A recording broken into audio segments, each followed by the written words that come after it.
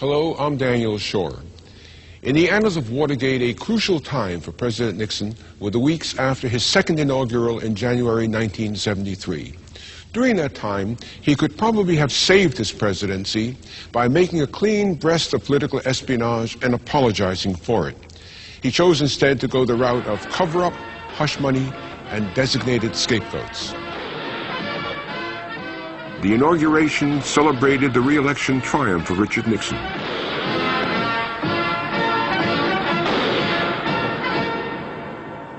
In the VIP enclosure, the White House Chief of Staff, Bob Haldeman, shot a whole movie of his colleagues celebrating. But behind the victory smiles, the president was entangled in a criminal conspiracy. The chairman of his campaign committee, John Mitchell, had sent a team to break into the Watergate to bug the Democrats' headquarters. When they were caught red-handed, Nixon had launched a cover-up of their links to him. We had pretty much maintained our silence through the pre-electoral period, understanding, of course, that if Mr. Nixon were defeated, we'd be going down the tube, too. Nixon's presidency was now held hostage to the continued silence of Howard Hunt and the other Watergate defendants. After the election, a call from Hunt came through to one of Nixon's closest advisors, Charles Colson. He knew it could only mean trouble. I taped it in order to protect myself. How are we doing? Well, about as well as can be expected. How are you? Just about the same. In fact, I was setting my own, preparing my own noose, because the things he said in that tape were furthering the cover-up. We're protecting the guys who were really responsible. But now that that's, and of course that's a continuing requirement, but at the same time, this is a two-way street. Mm-hmm. I told him that loyalty is a two-way street. We'd been loyal to them, they hadn't been loyal to us. We think that there's a time when some moves should be made, and certainly the cheapest commodity available is money. These lawyers have not been paid. I was trying to shut him up. He was talking about money, and I knew what was going on. I mean, in my heart of heart, I knew this guy was blackmailing us.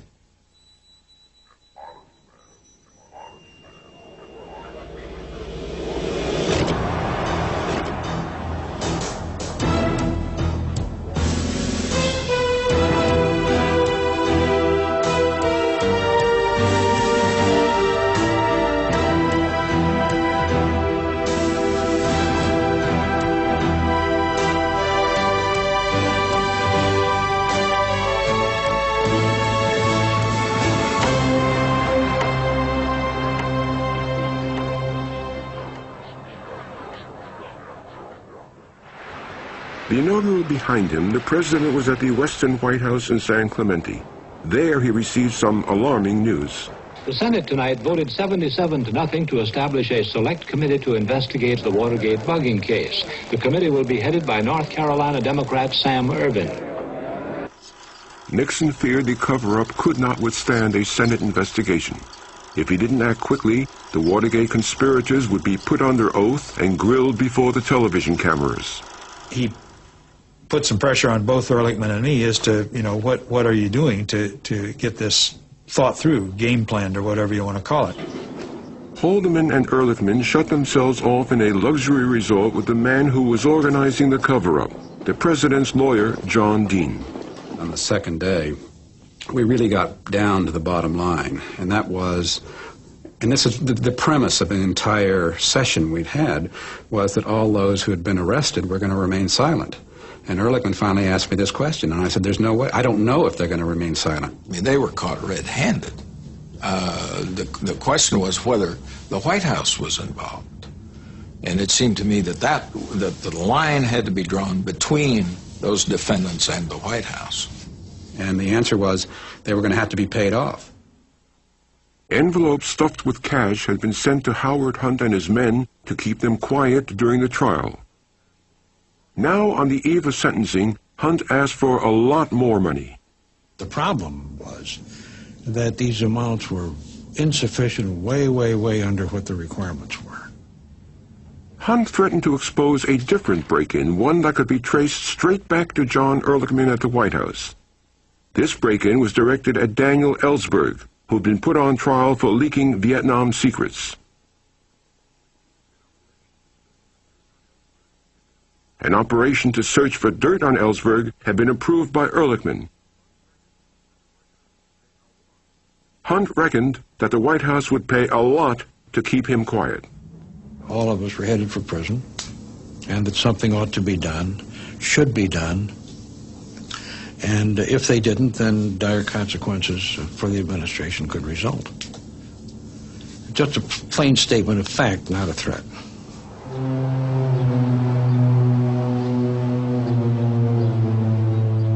Hunt's message got through to the White House. John Dean realized the cover-up was getting out of hand. He steeled himself for a difficult conversation with the president. Unknown to Dean, their meeting, like all those in the Oval Office, was recorded on Nixon's hidden taping system. After some idle chit-chat and chatter back and forth, I said something to him that I hoped would get his full attention. We have a cancer within, close to the presidency, that's growing. It's growing daily. It's compounding. It grows geometrically now. And there's no assurance that won't bust. And then I began to tell him what that cancer was. And it was the cover-up that was literally going to eat his presidency alive. Now, the blackmail is continuing.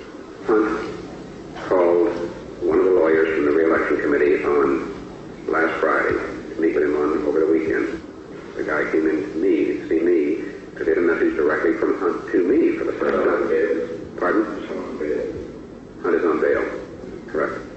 Hunt now is demanding another $72,000 for his own personal expenses, another $50,000 to pay his attorney's fees, $120,000. Wanted about to close the business yesterday. Within the hour, his chief of staff, Bob Haldeman, phoned John Mitchell in New York. Mitchell, now a Wall Street lawyer, would have to raise the money for Hunt's payoff.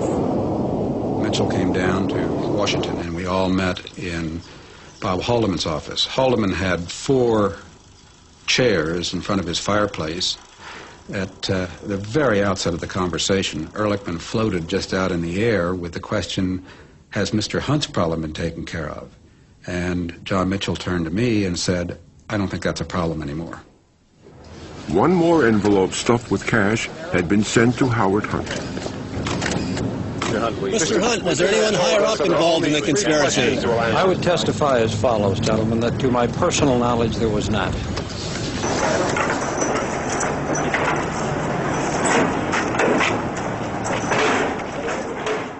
Hunt was not the only danger. There was also the man who planted the bugs in the Watergate, the security chief of Nixon's re-election campaign, James McCord. I had told my family that I'd made a mistake in participating in the first place, and I felt the only way to set it straight was to ask my Lord's forgiveness and to tell the truth at the propitious time. My family kept asking me at various times during the next 6 or 8 months, well, is this a propitious time? That time came, he decided, the day the Watergate defendants were to be sentenced. McCord wrote to the judge, John Sirica. His letter was the first crack in the cover-up. He picked up this letter and just sort of held it in front of him, and he began to very slowly read. Item 1, there was political pressure applied to the defendants to plead guilty and to remain silent. The letter went on to say that perjury had occurred during the trial. Then came his most ominous allegation. There were others involved in the Watergate operation who had not been identified. And then he said, well, court's adjourned. And then he just sat back to see what the effect was on everybody of what he had been reading, and it was absolute pandemonium. But McCord had not revealed the names of the others he said were involved. The judge indicated that if McCord wanted to get his sentence reduced, he'd have to talk to the Senate Watergate Committee. What Sirica has done has made it much more, given us a greater opportunity to get some of the information that might not have been made available by people who, I believe, really have the information. The Senate hearings were not due to start for another 2 months. Until then, the committee's counsel was determined to keep whatever McCord might tell him from the press.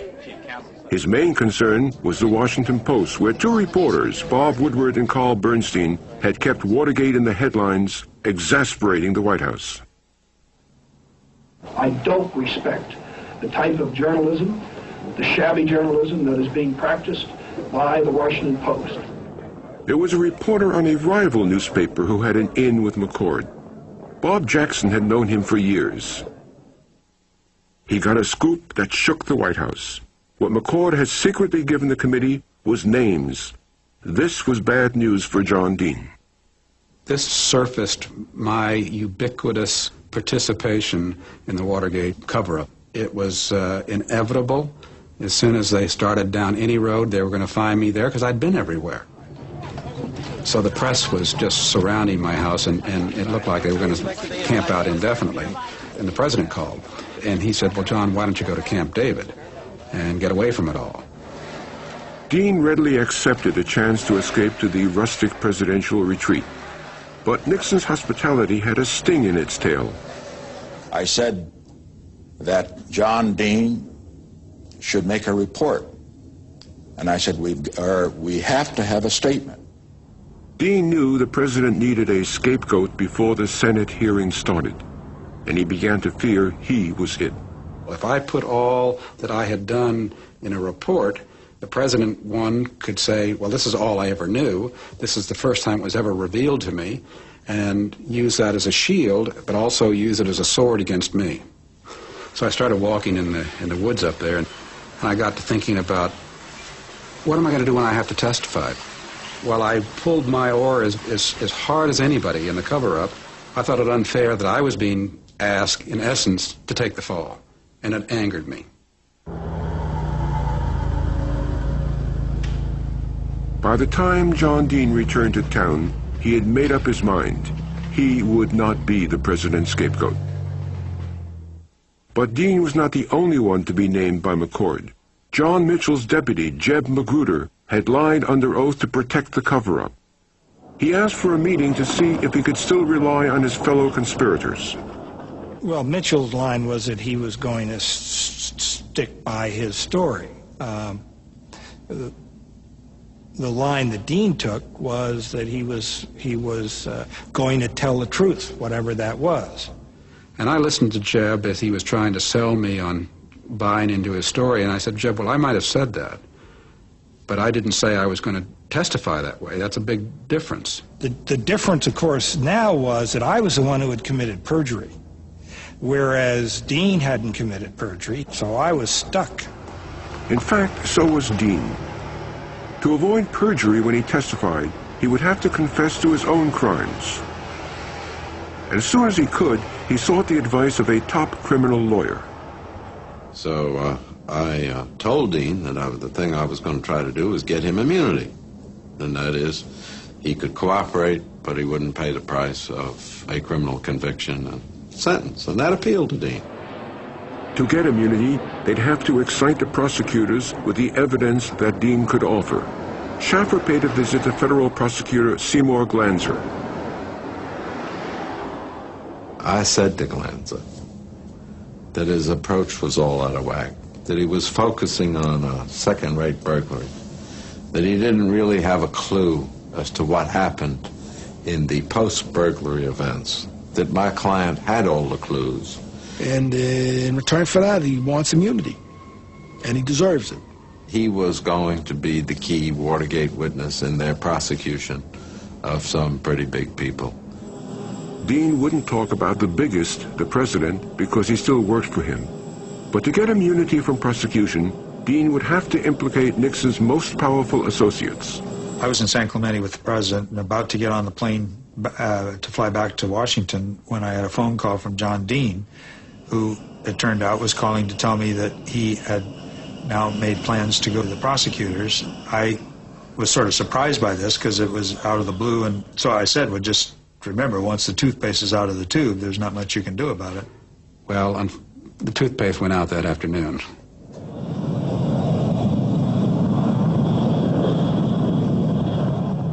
The presidential party flew back to Washington as Dean began to tell the prosecutors how the White House had obstructed justice. Nixon and Haldeman didn't know exactly what Dean was revealing, but they feared he might sink the cover-up and the administration with it. We were going through all kinds of things about how do you get this back on the track where it belongs. I mean, containment had fallen apart. Back in the Oval Office, Nixon held a crisis meeting. A new scapegoat had to be found. Campaign Chairman John Mitchell seemed the logical choice, but he was the president's closest political friend. To persuade Mitchell to fall on his sword, Ehrlichman rehearsed the line someone would have to put to him. The president strongly feels that the only way that this thing can end up being even a little net plus for the administration is for you to go in and voluntarily make a statement. I am both morally and legally responsible. Yeah. And then there was a great choosing up of sides as to who was going to do that. And Nixon kept saying, well, it should be somebody who's very familiar with the facts. Well, I didn't get it at first, but what he was doing was pointing at me.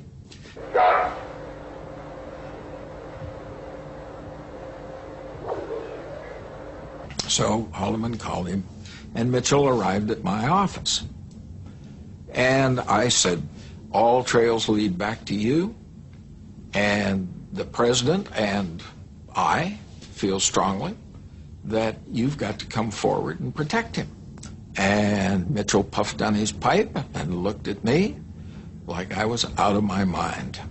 There's no question about it. The White House doesn't, as I understand it, have anything to come clean about. John Mitchell's wife, Martha, was less discreet. My husband has done everything to protect Mr. President. They have all let him down. They have all gotten away from the good people. You mean let Mr. Nixon down or let Mr. Mitchell down? Mr. Mitchell has become the fall guy. That afternoon, Mitchell's former deputy killed off the idea of a single scapegoat. Jeb Magruder went to the prosecutors and corroborated John Dean's story. They realized that it wasn't just Jeb and John Dean and Gordon Liddy, it was John Mitchell, it was Bob Haldeman, it was, half the people in the White House and at the committee to re-elect, and maybe even the President of the United States. We'd got to the point where we were just sitting on a keg of dynamite, and we concluded that we had no choice other than to tell Henry Peterson. Peterson, the man in charge of the Justice Department's prosecutors, briefed the president the next day. I remember Henry Peterson coming in on that Sunday afternoon. He gave me a piece of paper indicating that they had knowledge of Haldeman's participation and they had knowledge of Ehrlichman's participation. My position was that I can't guarantee you that we have a criminal case at this point, but I can guarantee you that these people are going to be a massive source of embarrassment to the presidency. And he said, Mr. President, these men have got to resign. You've got to fire them. And I said to him, but Henry, I can't fire men simply on the basis of charges. Nixon went sailing on a presidential yacht to consider how to break the news to Haldeman and Ehrlichman. He knew they wouldn't go without a struggle. My feeling was that there were no grounds for kicking me out. We really devoted 100% of our time to Watergate. What should we do? Should we resign? Should we take leaves of absence? Somewhere along the line in there, Easter Sunday came along, and the president went to Key Biscayne. First time I hadn't gone with him to Key Biscayne for Easter. It became more and more evident that the chances of our being cleared were getting slimmer and slimmer. Their fate was sealed when the secret Nixon would have paid $1 million to protect came out. John Dean's lawyer led the prosecutors to the evidence. Charlie Schaffer said, oh, by the way, there's something further that you might be interested in knowing that my client can tell you. And then he turned to Mr. Dean and said, tell him, John. I explained to them that they had in their files information that was evidence of a break-in and a burglary of Daniel Ellsberg's psychiatrist's office. We had this picture. It showed parking spaces with the names of people on the parking spaces. It didn't make any sense to us. And we said, what in the world is that all about? They were photocopies of snapshots that Howard Hunt had taken at the psychiatrist's office. The CIA, which had developed them for Hunt, had passed them on to the prosecutors with no explanation. Dean revealed what they were, evidence that Watergate was just one in a series of White House crimes. Earl Silber immediately recognized the significance, and his mandible or jaw just dropped open, and he got right quiet. The next morning, Henry Peterson received a memo from Silbert. He went to the president with the news that 2 White House employees had burglarized a doctor's office. And the president said, when I told him, I know about that. That's a national security matter. You stay out of that. Peterson did put the evidence of the Ellsberg break-in before the judge who made it public. Now, Ehrlichman, who had authorized the Ellsberg operation, faced prosecution. The president could hesitate no longer. I got a call from the president from Camp David, and the White House operator got me on the phone, and there was a long, long delay before finally the president came on in a very muffled, downbeat voice and said, I was wondering if you could get up here at 1:30 today. Bob Haldeman called me and said, the president wants to see us. I said, what's up? He says he's decided to fire us.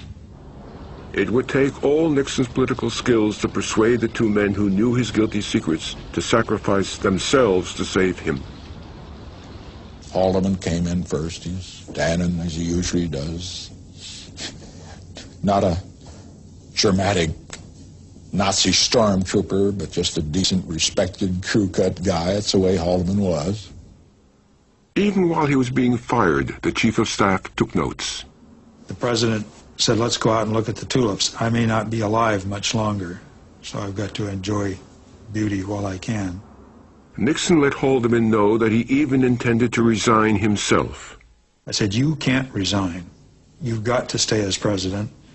And he said, well, Ehrlichman thinks that I should. He was really concerned because he thinks that Ehrlichman wants him to admit that he ordered illegal acts. Seeing his president so overwrought, the chief of staff loyally agreed to go. Ehrlichman then came in, and I took Ehrlichman out on the porch at Aspen. And we stood there. We didn't sit down. He said, I guess Bob's told you why I wanted you to come. I said, yes. I could just hardly bring myself to tell Ehrlichman that he had to go, because I knew he was going to resist it. I said, you know, John, when I went to bed last night, he said, I hoped, I almost prayed I wouldn't wake up this morning. And he began to sob.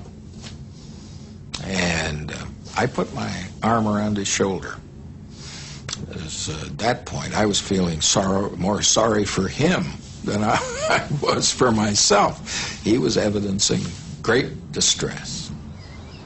And he turned and walked out of the room.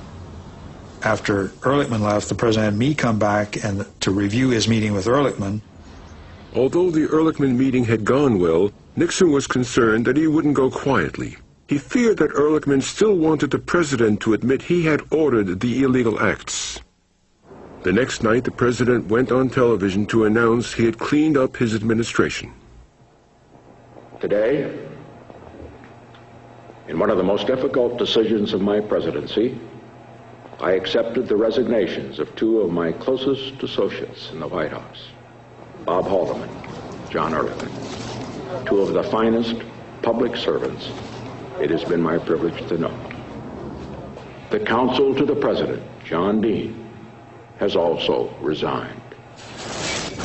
Now that Dean was out, he needed immunity more than ever. His lawyer told him it was time to tell the whole story, sparing no one. I said, so what about the president? We can't talk about the P. I says, the P? I says, what are you talking about, the P? He says, It's the national security, it's attorney-client privilege, it's this, that's the other thing. I says, if the two of you in the pod committing a crime together, I says that there's no privilege that protects one co-conspirator from another co-conspirator. Dean finally agreed to tell the prosecutors about his conversations with the president, including the one in which Nixon had said he could get $1 million to pay off the burglars. It was clear that what he was saying was that the president knew all about what was going on and had been advised and was reported to and was informed of things. The prosecutors disagreed on whether Dean's new evidence justified immunity. Seymour Glanzer was convinced it was worth giving him a deal in order to prosecute the men above him. That was a very persuasive argument, and Seymour is very persuasive. I just felt differently. Silbert felt that if the president's counsel broke the law, he must not go unpunished, and he had the final say. We told him, Silbert told him unequivocally that there was not going to be immunity for Dean. I said no deal, and I told Glanzer, I said, Glanzer, you haven't got the only show in town. The other show in town that could grant Dean immunity was the Senate Watergate Committee.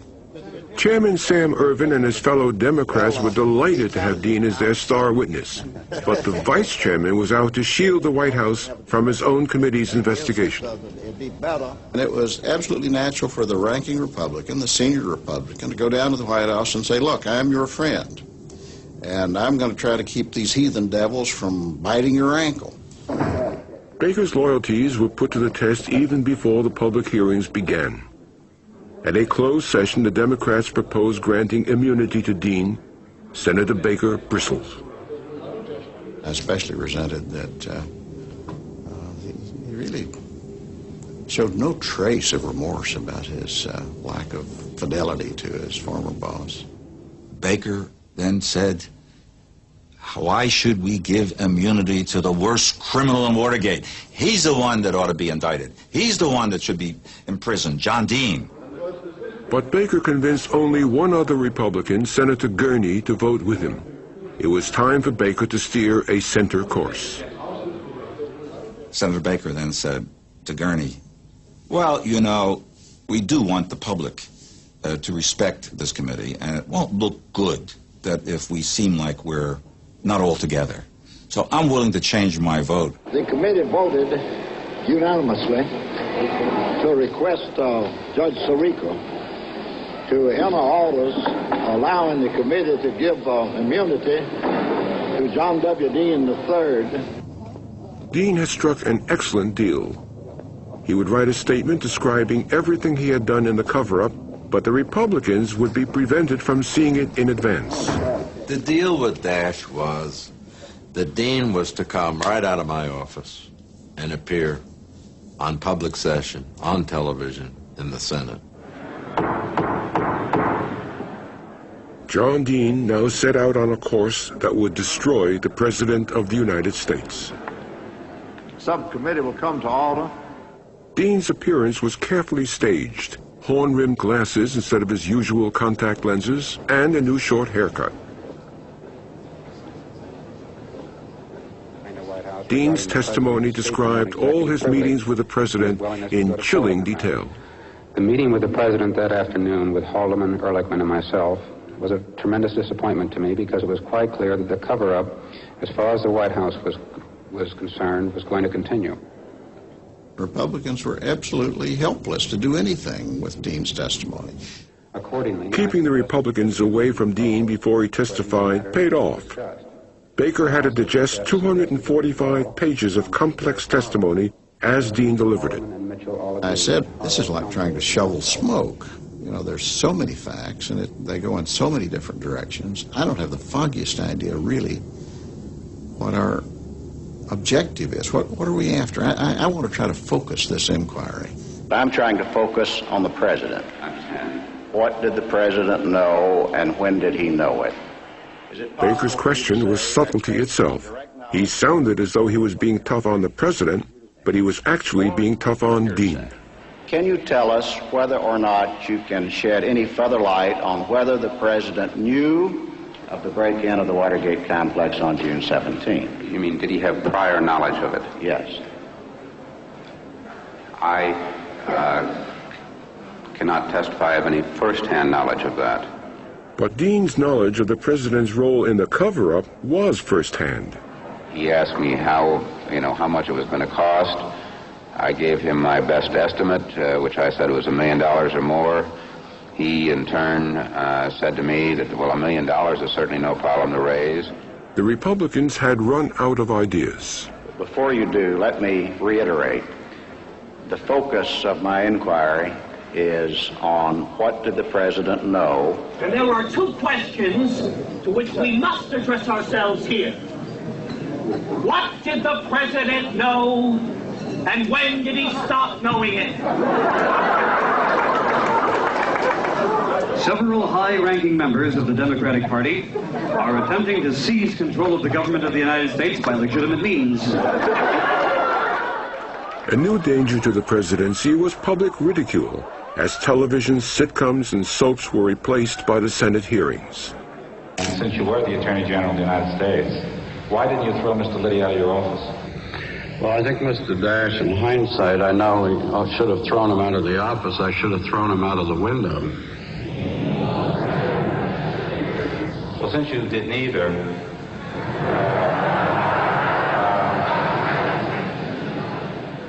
and that relates to some of the subject matter that I'm, at this point, not able to talk to the committee about.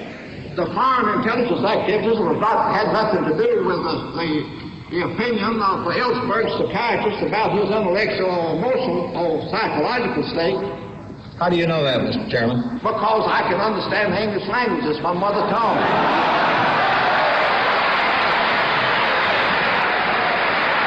We're Haldeman, Ehrlichman, Mitchell, and Dean. Our job was to see that the White House stayed green. We might have had flaws like bending the laws, but God only knows it was for a good cause. But so it won't come as a terrible blow. There's one little thing that we think you should know. Whatever we say isn't quite what we mean. Haldeman, Ehrlichman, Mitchell, and Dean. Nixon's men weighed in to defend him. At first, Haldeman seemed to confirm Dean's most damaging testimony. And Dean said probably $1 million. But the problem is that it is hard to raise. The president said there is no problem in raising $1 million. But he added a sentence that reversed the meaning. We can do that, but it would be wrong. I had no prior knowledge of the Watergate break-in. I neither took part in nor knew about any of the subsequent cover-up activities. My statement has been challenged by only one of the 35 witnesses who appeared. Dean was saying one thing, and the White House was saying something contradictory, and Senator Ervin felt like there may never be a way that this was going to be resolved. But there was a way to resolve it, stemming from a Nixon practice that John Dean had long suspected. As well. The president almost from the outset began asking me a number of leading questions, which made me think that the conversation was being taped and a record was being made to protect himself. In fact, all the president's White House meetings were automatically recorded on a secret system that Nixon had installed. One of the few people who knew of its existence was White House aide Alexander Butterfield. When it was his turn to face the committee's investigators, he was not sure he could keep the taping secret without committing perjury. I had rehearsed this in my mind many, many times. If asked a relatively vague or indirect question, the answer to which would be about the tapes, I could easily fuzz it. I could give a vague answer in response. But if I were asked a direct question, I would give a direct answer, and the tapes would be revealed. The Democrats' investigator had a document prepared by the president intended to disprove Dean's testimony. A memo had come over secretly from the White House to the Republicans. It was a detailed account, line by line, quotes of what Dean had said to the president, what the president had said back. He flipped this little paper my way and said, "Where might this paper have come from?" And Butterfield picked up the thing and read it and said, oh, this is very detailed, this is very detailed. So where could it come from? He said, well, let me think about that a minute. And he set it down. And to my great relief, they moved on to other things. While Scott Armstrong was asking Butterfield about other matters through the remainder of his interview, I was trying to decide how I wanted to approach this because I knew my time would come. After 3 hours, the Republican counsel got his turn. I asked Butterfield if there might be any validity to the suggestion made by John Dean in his testimony that there was a taping system in the White House. That was a direct question.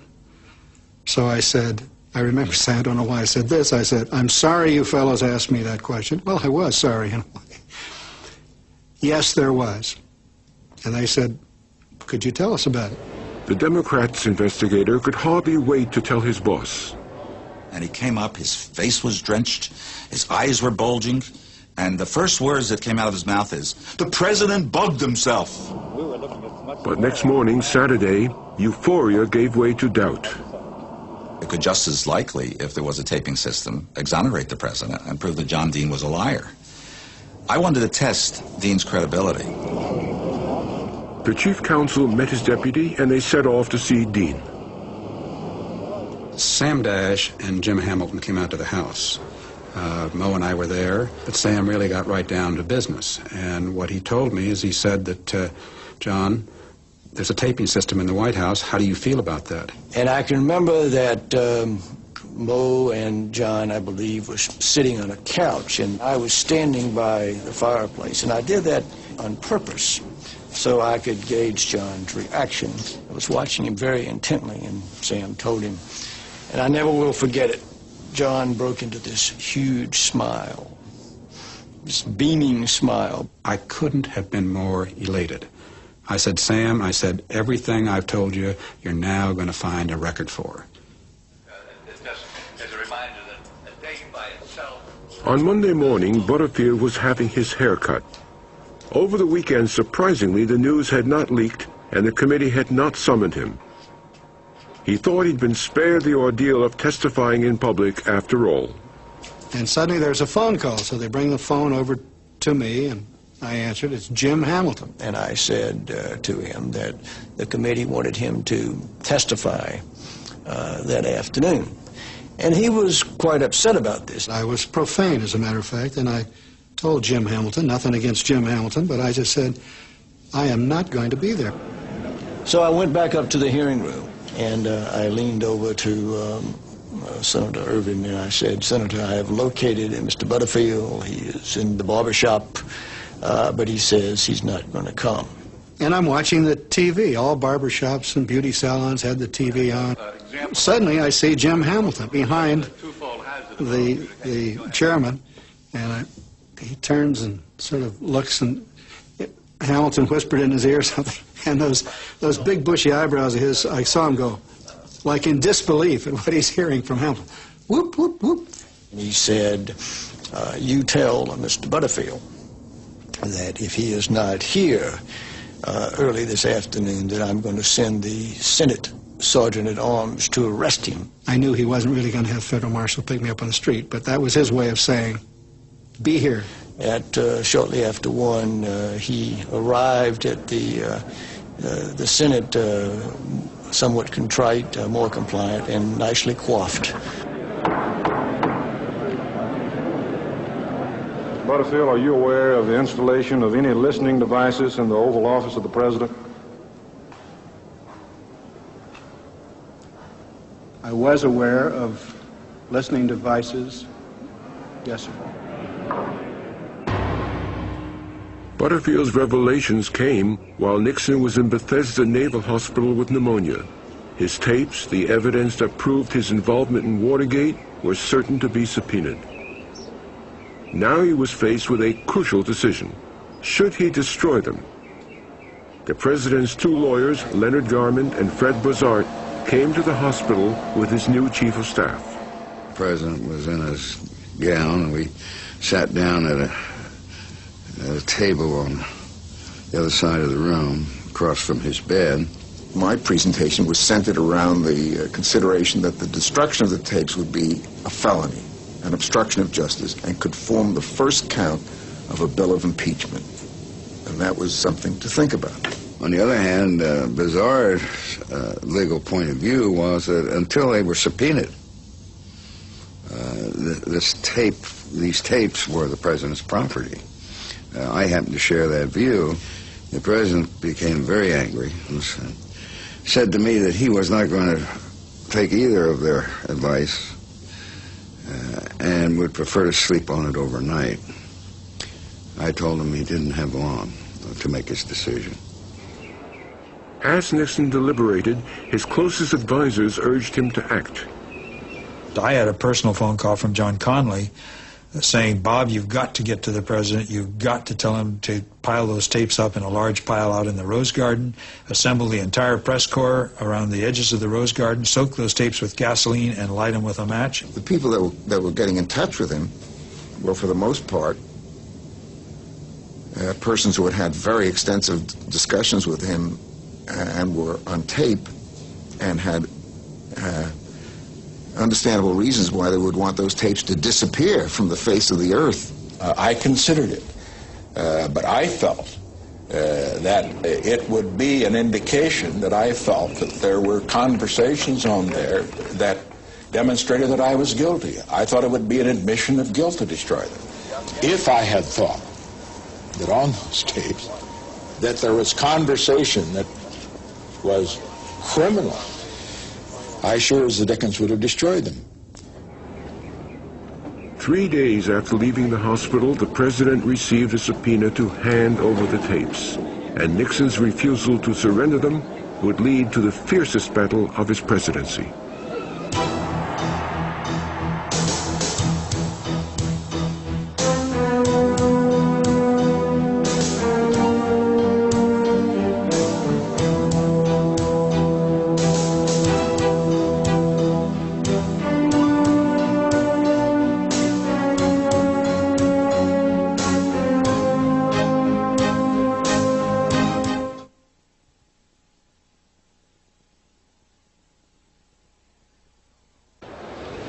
The committee will come to order, and counsel will call the first witness. Mr. John W. Dean III.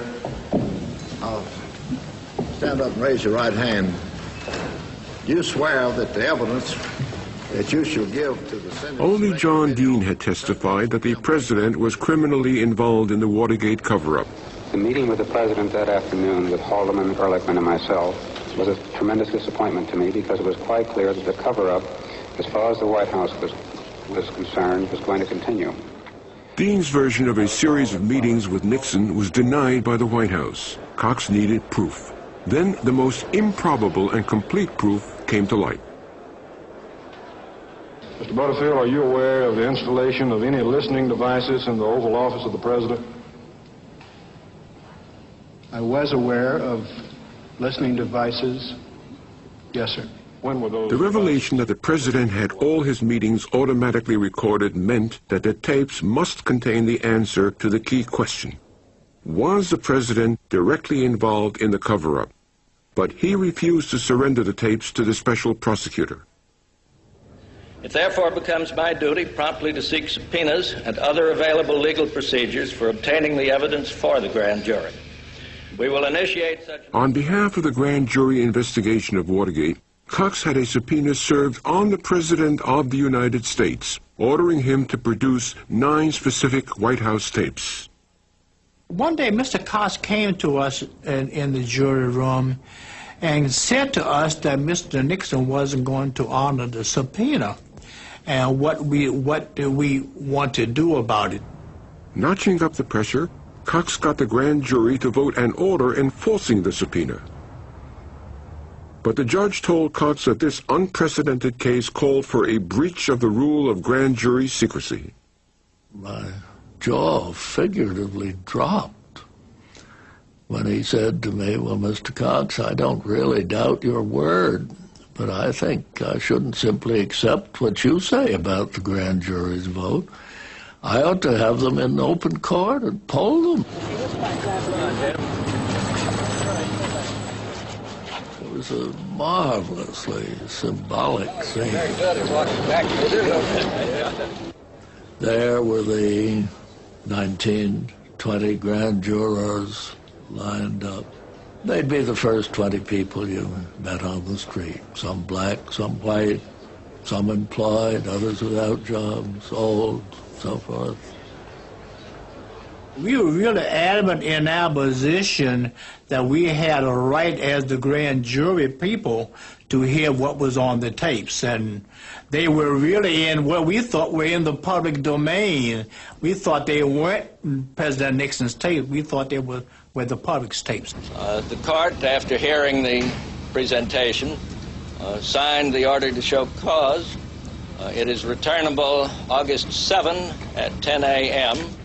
Nixon's lawyers argue that the president's work and that of his successors would be in jeopardy if judges ran roughshod over the confidentiality of presidential meetings. His principles happily coincided with self-interest. The tapes that Cox had subpoenaed were the ones in which the president and his aides plotted the cover-up. One of the most damning was a discussion with John Dean about paying hush money to the Watergate burglars. It will compound the obstruction of justice situation. People around here are not pros at this, and this sort of thing mafia people can do.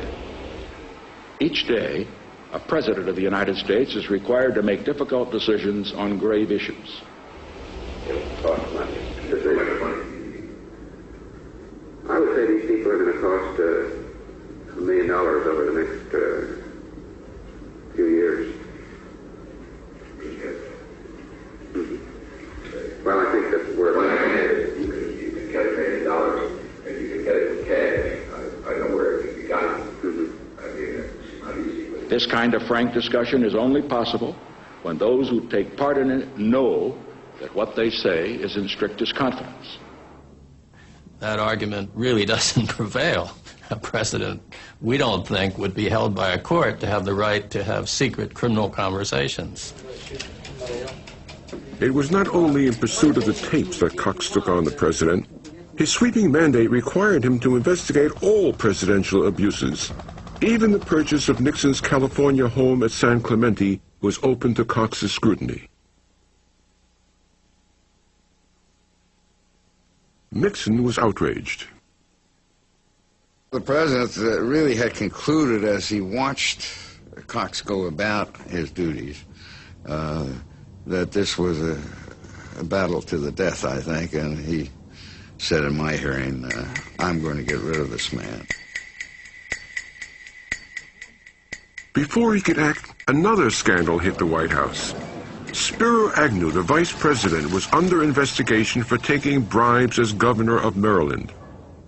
When the Attorney General concluded that there was a case, he briefed the president on the details.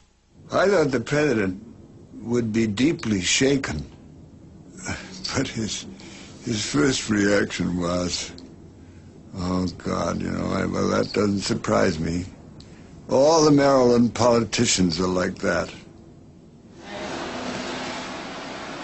Nixon asked the head of the Justice Department's Criminal Division, Henry Peterson, to double-check the evidence. Peterson and Richardson reported back the case was solid. They had testimony that Agnew had continued taking bribes even in the White House.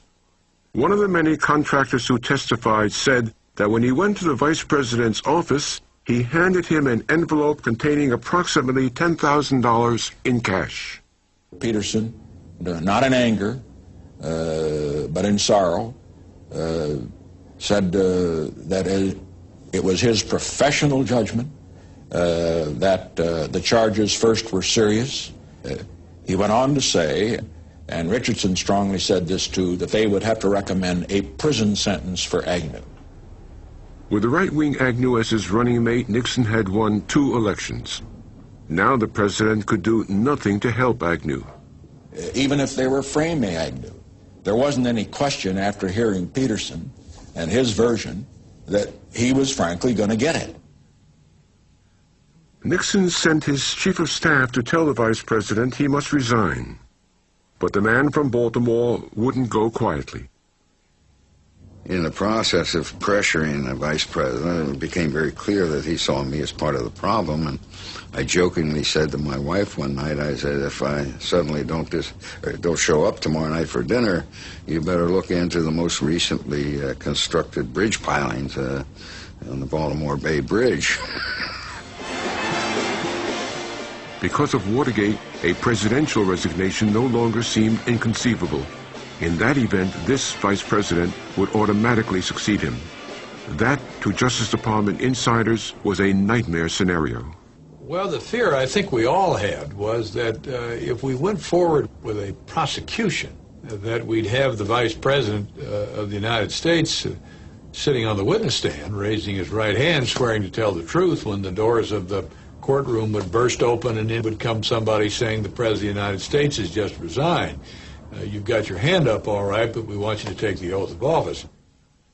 The prosecutors didn't really have a choice. The vice president had to be brought to justice. But when Richardson and his constitutional expert, the Solicitor General, decided to have Agnew indicted, the president's staff tried to stop them. It went on for about an hour and a half. Neither side gave way at all. And Haig said, all right, let's go see the president. Well, at that point, Richardson and I said we have to stop in the men's room. We didn't have to, but we wanted to talk.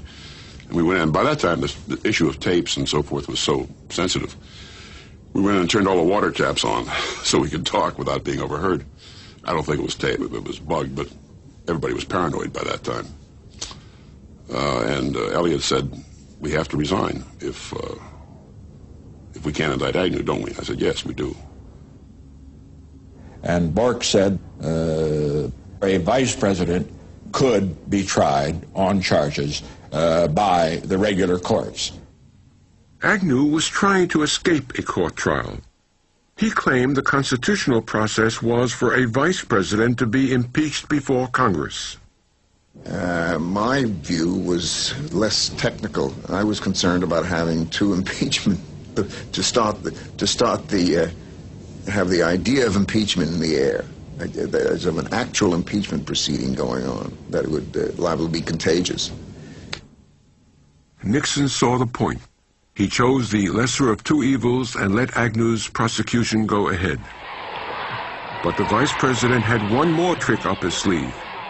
He turned a public appearance in California into a demonstration of support among the party faithful.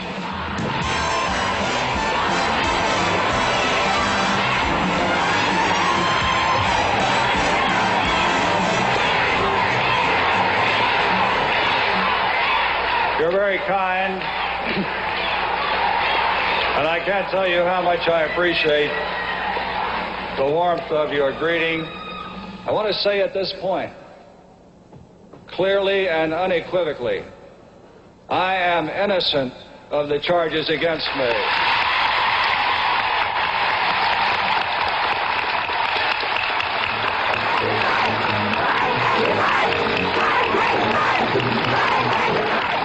I will not resign if indicted. I will not resign if indicted. That was Agnew's last stand.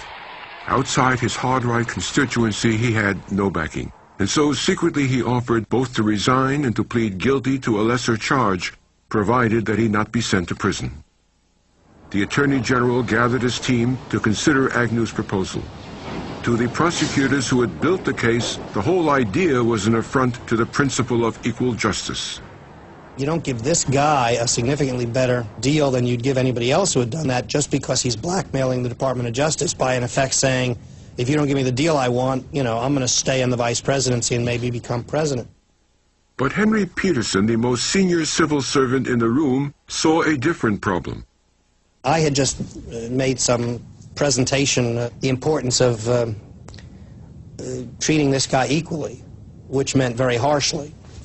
And Peterson paced up and down, and he had his hands thrust in his belt, which was his way, and he literally yelled, "The man is the goddamn Vice President of the United States, Barney. What do you want to do, make him crawl on his belly?" Richardson yielded. He guaranteed that Agnew would not go to jail. In return, the vice president promised to resign. He left for the Baltimore courthouse as vice president, and then his letter of resignation was delivered, and so he appeared before the judge as a private citizen. He pleaded no contest to tax evasion and was fined. Mr. Vice President, Mr. Vice President. In Agnew, the law had hit a mighty target. The president set about trying to make certain that he would not be next.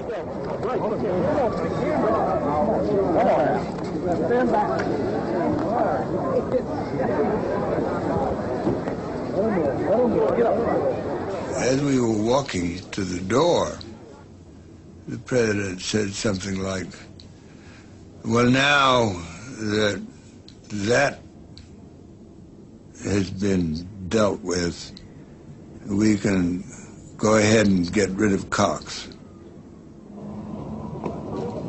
I mean, it was head-to-head warfare. It was a struggle for Richard Nixon's presidency. And he approached his attitude towards Cox was on that basis, not a matter of some disagreement over a legal issue, but it was life and death of his presidency. Cox's demand for the White House tapes was moving to a climax in the courts. He had won the opening rounds, but the president's lawyers doggedly appealed to a higher court. I'd like to be successful in some case, somewhere, sometime. So far, I haven't won a friend. On the day he chose his new vice president, Nixon lost again. The U.S. Court of Appeals ruled against him 5-2. The judges said he could appeal to the Supreme Court to overturn all previous decisions in the case, an unlikely outcome, or he had to give up the tapes. They gave the president just 1 week to make up his mind until midnight the following Friday. We saw a very, very serious problem in that the president was not going to give up the tapes. He was determined not to. What are you going to do if a president disobeys the order? You know, that was a terribly worrisome thing.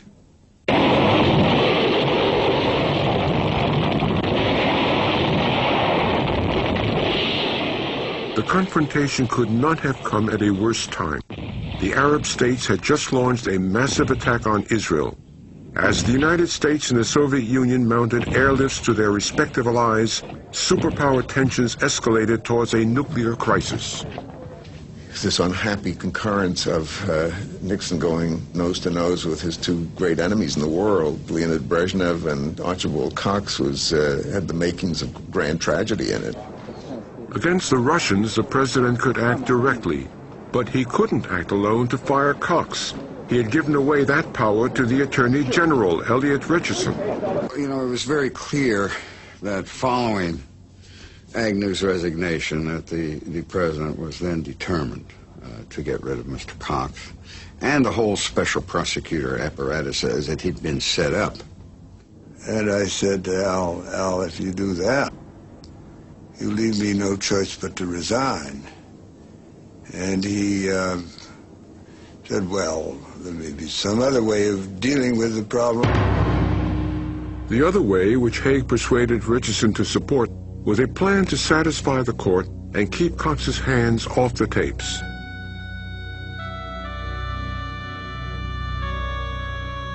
The White House would pick just one person to listen to the tapes. This ruse was dreamed up by one of Nixon's lawyers, Fred Bozart. Fred Brizard came into my office with a gleam of hope in his eyes, which was not normally there, and said, Al, we have a solution that I think we may be able to cobble together, which would involve the turnover of the tapes to John Stennis of the Senate. The senator, a 72-year-old Southern conservative, was a loyal Nixon supporter. I went down for a very hurried little conference that didn't last over 15 minutes or 20 maybe. Monday afternoon of this week by Mr. Fred Brizard. And Of course, I know he was talking for the White House. He was talking for the president. Stennis would listen to the tapes and verify the accuracy of written summaries prepared by Nixon and his lawyers. The prosecutors would have to settle for these summaries instead of the tapes. Well, it was phony. It was phony as could be. Why pick Senator Stennis? First, he was a terrific senator for many years, but he was an old man, he couldn't hear, and he was going to listen to the tapes, and he was going to prepare a version. It was phony as it could be. They had a picture of John Stennis in Time magazine with his hand to his ear and a caption which said, "Technical help needed." And I saw that, and I laughed so loudly that I almost fell on the floor, and as I looked up, I saw the pointy shoes of Richard Nixon looking down at me, and he did not see the humor in the situation. I can only say that the fact that John Stennis had a problem with hearing does not mean that he could not, with the devices that are available to turn up the volume, have heard as well as anybody else. Cox couldn't possibly agree to the plan. His list of objections focused on Stennis. He said that the task couldn't be entrusted to any one man.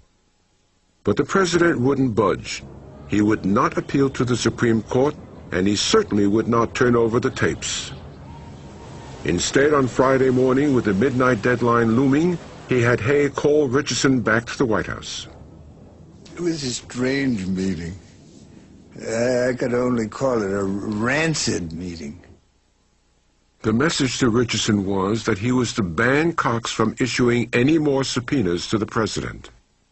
That, of course, put the situation in a very different light from what I had been willing to support. The White House was counting on Cox to resign in protest when he received the ban. If he did not, then the president's survival hung on Richardson. Would he fire Cox for defying the president? The question of what I would do in that event did not arise. That was a crucial miscalculation, for Nixon's men thought they could rely on Richardson to do their bidding. If Cox refused to abide by the transcripts and terminate requests for additional tapes, he would be fired. There was agreement that Elliot Richardson was, in the language of that day and subsequent days, on board and was in agreement with the plan. Haig reported to Nixon that Richardson might grumble, but they could count on him. The two men took a final stroll on the White House grounds before announcing, as though it were a concession, that the president would meet the court order by handing over the summaries verified by Senator Stennis. Late. Indeed, I think I'd gone home. I got a call from Elliot Richardson saying, here's what's happened. What happened was that the president had gone over Richardson's head and himself issued the order banning Cox from further attempts to obtain tapes, notes, or memoranda of presidential conversations. Without delay, the prosecutor turned the tables on the president. So at that point, I turned around and came back in town to the offices in Washington and called Jim Doyle, who was very close to me, was a public relations advisor, pressman, and so forth. This is Jim Doyle from Archibald Cox's office. I have a statement that I'm going to read as fast as you can take it. It's from Special Prosecutor Archibald Cox. Newspaper deadlines were only 5 minutes away. I made a very short statement saying I intended to carry on with my job on the terms on which I'd accepted it. In my judgment, the President is refusing to comply with the court decrees, period. I shall bring these points to the attention of the court and abide by its decision. Paragraph. Cox scheduled a formal press conference for the next morning. The nation waited for the showdown between the president and the defiant prosecutor. Cox struck first, and the TV networks carried it live. Good afternoon. This is the ballroom at the National Press Club in Washington, where Archibald Cox, the special Watergate prosecutor, is about to hold a press conference. I read in one of the newspapers this morning the headline, Cox Defiant. I do want to say that I don't feel defiant. In fact, I told my wife this morning I hate a fight. Indeed, to be honest, back home before we went to the press conference, I was in tears over having to do it. But do it he did. Cox explained to the nation in a news conference why the law had to prevail. When criminal wrongdoing is the subject of investigation, it is simply not enough to make a compromise in which the real evidence is available only to 2 or 3 men operating in secrecy. You consider the tapes absolutely vital to the case yourself? I think it is vital to know. Clarify or amplify, if possible, the 2 questions. Decided. I have sort of a naive belief, if you'll forgive me for being corny, that what's right will prevail in the end. I'll give you the document. I frankly was stunned by how well he did, because Archie was not totally a public person. And this was, in the good sense, a superb political effort. It was absolutely convincing. It was human. It was almost endearing. Any way whatsoever. Then my question, sir, was how could you expect to succeed in this job? How could you expect to succeed? Well, I thought it was worth a try. I thought it was important. If it could be done, I thought it would help the country. And if I lost, what the hell? Doc, let me ask you, excuse me, Mr. Cox. The reporter's over here. I'm sorry. I'm very sorry. Yes. By the time the news conference was finished, even the skeptical Washington press corps had been won over. I don't know the answer to that.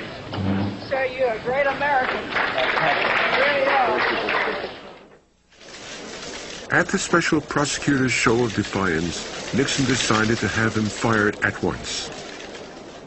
For the Attorney General and his immediate subordinates, the moment of decision had come.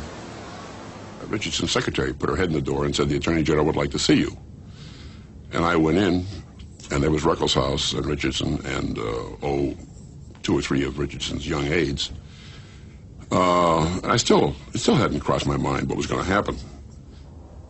It was clear that Cox was going to go. It was only a question of how, not whether. Elliot said, "I'm not going to do it." And I said, "Well, not me either. I decided that some time ago. I'm not interested in being part of this exercise." And at that moment, for the first time, it occurred to me that I was the 3rd in line in the Department of Justice.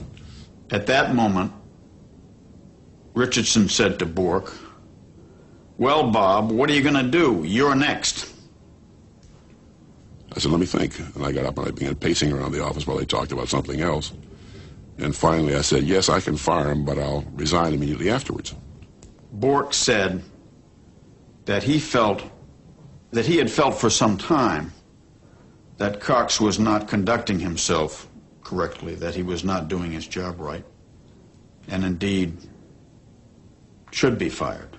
The president had to fire him. There was no alternative. Cox hadn't done anything wrong, but a president can't be faced down in public by a subordinate official. Ruckelshaus and I said, "Well, in these circumstances, Bob, you will have to go ahead and fire him. You can't have a situation in which this goes all the way down to some deputy assistant attorney general, with everybody above him having left.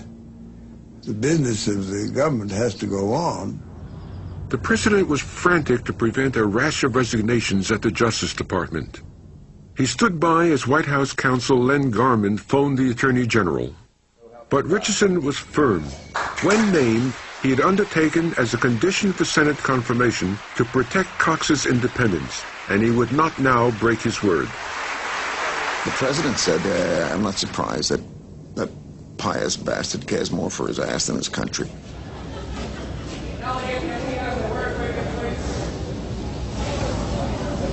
And we were all very stricken by the moment. And Richardson left to present his resignation to the president. The beginning of the conversation was really quite tense and difficult because he started talking about the Middle East. This was the President of the United States, Commander-in-Chief. And he went on to say, you realize that Brezhnev could make a very serious miscalculation in the light of what could happen if you go forward. I was considerably shaken, but I said, Mr. President, I don't feel that I have any choice. I cannot do it. And the President said, Elliot, I'm sorry you choose to put your purely personal commitments ahead of the public interest. And I could feel the blood rushing to my head, and I could have made a very angry response. But what I did say in as level of voice as I could muster, I said, Mr. President, it would appear that you and I have a different perception of the public interest. No one yet knew it, but the Saturday night massacre had begun. Next on the list was Richardson's deputy, William Ruckelshaus. Al Haig telephoned him with an ultimatum: fire Cox or resign. Haig went into the crisis in the Middle East. He finally mentioned, didn't you realize this was an order from your commander-in-chief? This was after several minutes of conversation, and I said, come on, Al, what are you going to do, get a tank down here and blow me out of my office? I can't do this. General reaction to the developments today?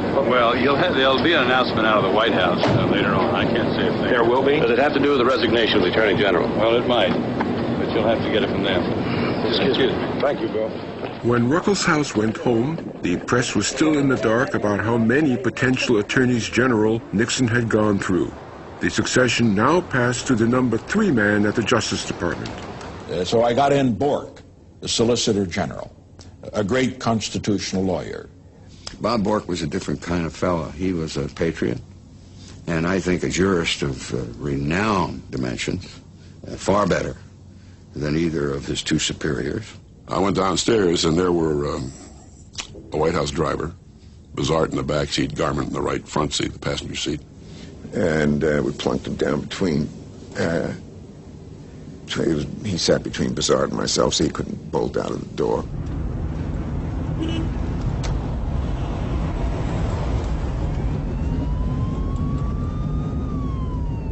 So I got him, we went over to the White House, to Haig's office. And Haig began explaining the international situation and how the president couldn't be faced down and so forth. And I said, I'm going to fire him. The only question is whether I resign immediately afterwards or not. He didn't look like he was interested too much in whether I resigned immediately afterwards or not, as long as I fired him. Haig took me to the Oval Office. And as I recall, the lights were kind of dim in there, and the place was very gloomy. They had not planned this kind of a massacre at all. Nixon was finally rid of his troublesome prosecutor, but it would prove harder for the White House to get rid of Cox's office and fire his staff. The FBI agent who had worked the longest on the case was Angelo Lano. He got a call from his boss. He said, Richardson's been fired, Cox has been fired, and you have to get over and take over the prosecutor's office. And I said, what? Acting Attorney General Bork's second order that night caused almost as much uproar as the first. It seemed designed to protect prosecution documents from the prosecutors. Haig told me that these documents were disappearing from the special prosecutor's office. Shouldn't we put the FBI around there?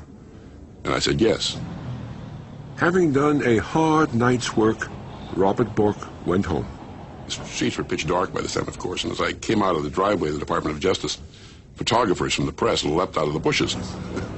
And I was quite surprised at this picture of me, looking like an axe murderer. The outcry was just beginning. The office of the Watergate Special Prosecution Force has been abolished. When the White House announced what it had done, the media reported it as a naked attempt by the president to overthrow the rule of law. The country tonight is in the midst of what may be the most serious constitutional crisis in its history. The president has fired the special Watergate prosecutor, Archibald Cox, and he has sent FBI agents to the office of the special prosecution staff and to the Attorney General and the Deputy Attorney General, and the President has ordered the FBI to seal off those offices. That's a stunning development, and nothing even remotely like it has happened in all of our history. We had no idea whether the Army was coming, the Marines. We had no idea whether our files would be taken away from us. We were told nothing. Halfway through dinner, the phone rang. It was Hank Ruth. And he said, "Archie's been fired. Get to the office and save the evidence." The young prosecutors got there before Angie Lano, the FBI man they'd always worked with. So I went up, a couple of the assistant prosecutors were there, and they said, and started yelling at me. Accused him of treachery, treason, working with the enemy, having been a pawn of the White House. We put it every which way we could. So finally Henry Ruth shows up, and I figured, oh, my salvation. So Hank comes in, and I said, we go into the office, and I said, "Hank, first of all, I don't want to be here," and I told him what had happened. And I said, "Whose side are you on, Angie? Are you with us or are you against us?" And he said, "I'm just doing my job." And I said, "Well, where are your written orders, Angie?" You know, and I just said, take it out on somebody else, you know. I didn't want to come here. I don't want to be here, and I'm going to get out of here as quick as I can. Because we're fast. Despite the FBI and the late hour, the special prosecutor's office was besieged by reporters. Continuing the investigation? We were told to stop anybody. Could you tell me? My name is stopping you from going out. Our press guy, Jimmy Doyle, came into my office finally and grabbed me and said, "We're going upstairs." And I said, "What for?" And he said, "The press is up there. You should have done this a long time ago." And marched me upstairs to a very small room where we had our library. And it seemed like the entire Washington press corps was in there. It was smoky, it was dark, it was really mayhem. I must say, I suppose that human emotions take over in this kind of occasion, because one thinks that in a democracy maybe this would not happen, and that maybe we could proceed in good faith to prosecute those who violated the criminal law. Apparently that is not to be the case, and we have been abolished. The news bulletins went on late into the night. The Tonight Show will not be seen tonight, so that we may bring you the following NBC News special report. Mr. Cox's comment when he was told that he was apparently about to be fired was, "Whether ours shall continue to be a government of laws and not of men is now for Congress and ultimately the American people." An investigator appointed to investigate scandals was fired because he insisted on investigating scandals. The president may have an even more grave constitutional crisis on his hands. In my career as a correspondent, I never thought I'd be announcing these things.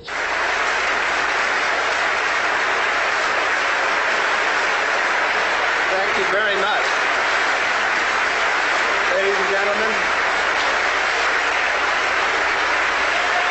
thank you. An astonishing thing is happening here. He is getting an applause, not necessarily from the reporters, but from the Justice Department employees who are, as you see, lining the balcony. This is unusual. Richardson's successor, on the other hand, didn't enjoy taking the blame for the president. And I have asked all the personnel in the department to stay and help keep the department going in this extraordinarily difficult time. About the prosecutions. Well, I did something I had never done before. I went into the press room. General Haig, in the back of the room now. And then General Haig, did you order the FBI to take over the offices on Saturday night? And if so, why? Guilty. General Haig. Amid this chaos, the White House failed to carry out its plan to dismiss Cox's staff. So, the rest of the prosecution staff sat tight. The White House announced last night that you were abolished. Now, when did you begin to get word that you weren't abolished? You know, the White House announced we were abolished, but if they announced the sky is green and then you look up and the sky is blue, now I presume that in the normal course of events that to abolish an agency takes some time. We are going to try like hell.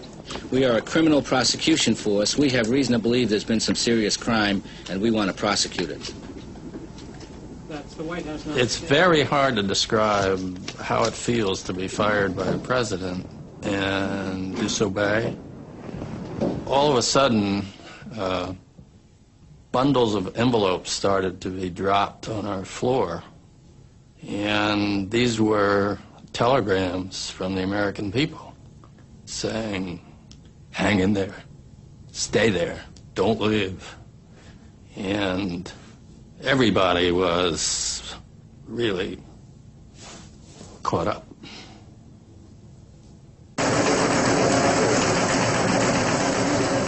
A record 150,000 telegrams condemning the president flooded Washington that weekend. Western Union had to call in extra workers and reprogram its computers to handle this firestorm of protests.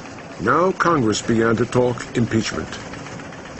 Most of the telegrams are short. They just say, impeach Richard Nixon or force him to resign. Even though Cox was gone, Nixon still had to respond to the court order for the tapes.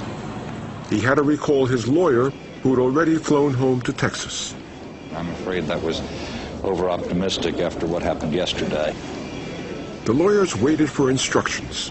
Would the president bow to the wave of protests or remain defiant? He had until the court hearing on Tuesday. We had no idea what Charles Allen Wright was going to say. No idea at all. I thought we were headed towards some kind of need to bring a contempt action against the president. There were no speeches, there was no preamble. Charles Allen Wright just got up and said, There would have been those who would have said that the president is defying the law. This president does not defy the law. At which some of us almost broke out laughing, given the events of 3 days previous. And then he said the president would turn over the tapes that had been requested. Extraordinary. I would say these people are going to cost $1 million over the next... When Richard Nixon yielded and agreed to hand over the tapes, he knew they could destroy him. Soon, everyone would know.